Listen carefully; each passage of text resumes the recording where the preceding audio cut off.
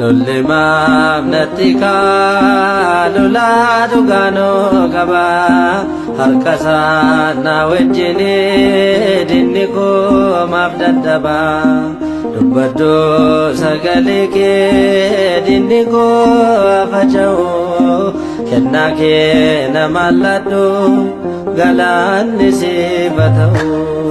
Lullimaaf nattikaa lolaa dhugaanoo qaba harkasaa na wajjini dinni koo maaf dadhaba dubbadhu sagalee kee dinni koo faca'u kennaa kee nama ladhu galaanni siif ta'u.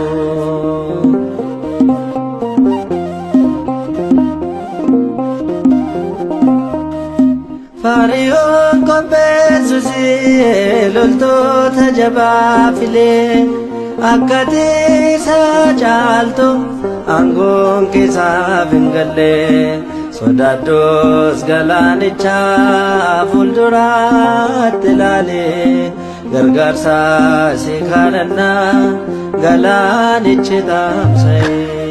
Lullimaaf nattikaa lolaa dhugaanoo qaba harkasaa na wajjini dinni koo maaf dadhaba dubbadhu sagalee kee dinni koo faca'u kennaa kee nama ladhu galaanni siif ta'u.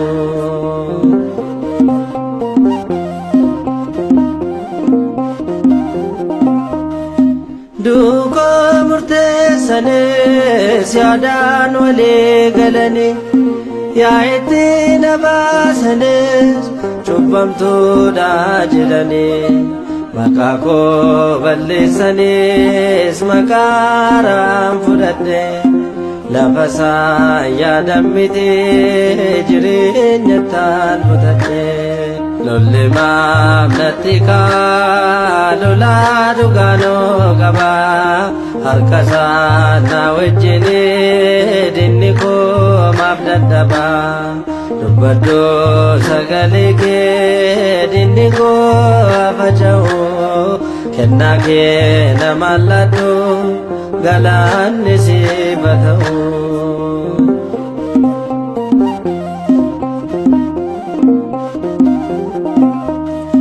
Beekaa jaallistee malee keessa doonichaa jirta sagalee du'aaf dhufe jireenyatti jijjiirta ilma moo seena manaa amantii kootirrate jiraachisaa koo jirta galaanni si baqate.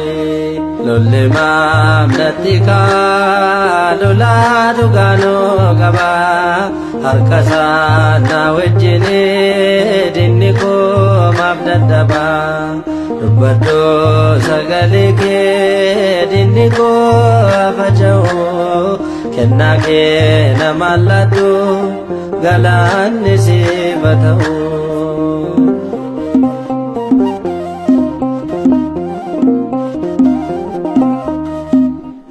Maqaaranaaf laatteen si jalaa waaddeera wanta tiinaaf goote hundaa galaata dhiyeesseera sagaleen boojuu badee moo'ichaatu dhaadata maqaa kee yeroon na'u diinaatu na baqata.